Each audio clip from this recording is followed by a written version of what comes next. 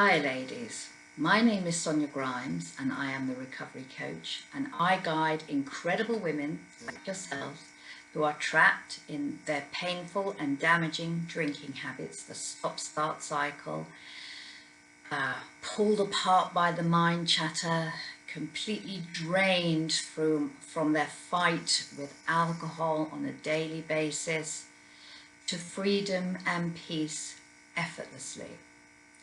There are no mysteries around why you drink, and there are no mysteries around how to change the way you drink. There are very, very difficult methods, and there is a very simple, easy, painless method. Most traditional therapies start by asking you not to pick up the glass, to avoid the situation, to avoid the people, to avoid alcohol.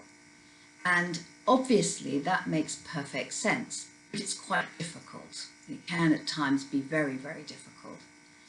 And it's got nothing to do with alcohol.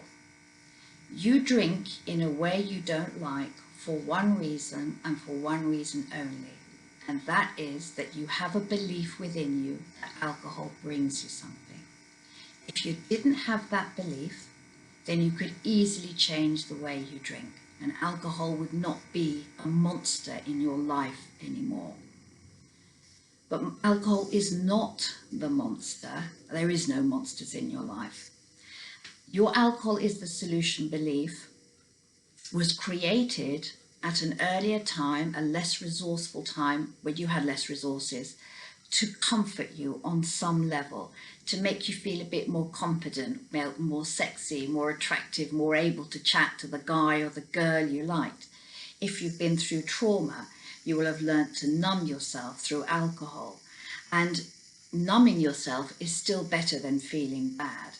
So at some point, and it doesn't matter when, and it doesn't matter how to a great degree, you have learnt to believe that alcohol brings you something.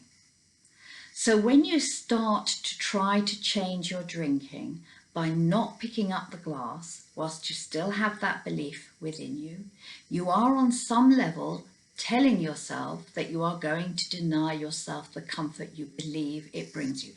It's not the reality anymore, and you know that, but it is the intention. And our beliefs create our reality, not the other way around. So when you try to tell yourself, I'm not going to drink tonight, it's a disaster, it's a shitstorm, I'll end up not being able to work, being a bitch, whatever, you know that's going to be the case, and you fight and fight not to pick it up. But because you believe on some level alcohol brings you something, you go into that tug of war within you, like, don't, for Christ's sake, don't, oh, just the one. Do you recognize that? It's the same with everybody. And ultimately, because your beliefs create your reality, and you pick up that drink. You pick up that drink. So by trying to change the way you drink, by starting with not picking up the drink, you are leaving the belief and the stress and the strain within you. And that becomes really, really difficult. There's a much easier way, and that is to release, to free the belief, to lovingly challenge it. You can't break a belief. If you think about it, little ones bite their nails and it's disgusting. When they're younger, they're less resourceful, they don't know what's going on in the world, and it brings them some sort of comfort. And as you grow up, you still find adults biting their nails, and they know on an intellectual level that it really is pretty vile, and the girl or the guy they like is just not going to go for them. And yet they can't stop, or they struggle to stop, because of the belief that it brings them comfort. Do you recognize that? Now, the action you take, it could be food, it could be alcohol, it could be shopping. It doesn't matter what the end action is. It's the belief that it brings us something. It's the belief that it brings us something. Now, that's what needs to be addressed.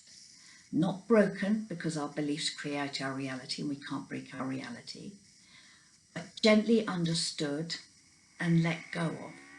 When you no longer have that belief within you, alcohol becomes a completely different whatever substance. It's just the tonic water, it's just the green tea, it's just the coffee. And then it's not something that you never do again because alcohol is the demon. It's something that you have the choice whether to or not, because you no longer have that belief in you. And when you have the tired or lower days, that belief doesn't kick in to comfort you. That's why it's there, to comfort you. And then you don't demonize it. You don't feel you're going into war with it, because ultimately, of course, alcohol's not the problem. It's become the problem. Of course it has. I was a hopeless, completely unable to stop drunk for 28 years. And of course alcohol became the problem. It destroyed my relationships. It destroyed my sense of self. It destroyed my sense of self-love and self-respect. It made me a poorer mother, made me a poorer quality of person. But actually it didn't. Me drinking it did. So alcohol wasn't the problem. The problem lay in the fact that I believed it brought me something. And on the day I suddenly stopped drinking, finally, and it seemed like a miracle, but understand now that it wasn't like that, the belief shifted. When that belief shifted, I had absolute freedom and peace. I didn't need control. I didn't need willpower. It was no longer something I believed would bring me comfort on any level, which is, comfort can be a big thing or a small thing. It can be as I'm just tired and fed up. Or I'm a bit scared, I don't know how to cope in this situation, will everyone like me, will I fit in, I need to let go of this pain, whatever. All of those, alcohol was coming up for me as the belief it made me feel something. I didn't know that, but that's the absolute truth.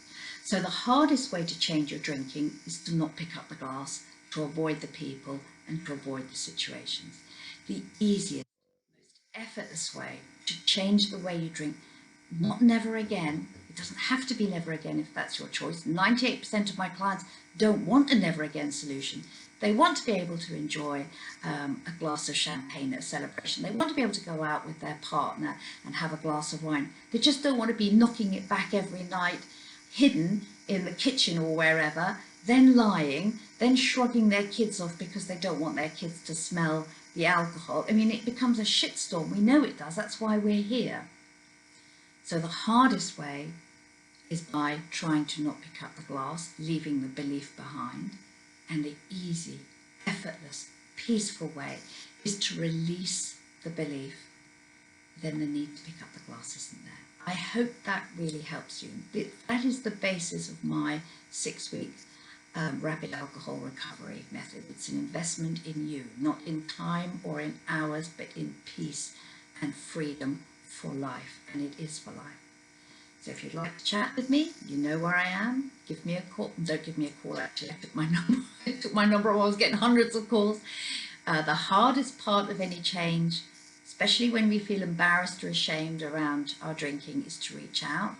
So from the moment you've done that, just by sending me a message through my website, I will take over from there, and you will find yourself in 6 weeks free from your need to drink, free from any feelings of control. You will have your self-respect, you will have self-peace, self-love, you will be the woman you are designed to be, who you really are, who you never won't be, but alcohol just takes too much from you. And now is the time to change. Now is the time to change. With our new normal emerging, now is the time for you to reach out. I hope that helped you. I hope that gave you some insight. Take care.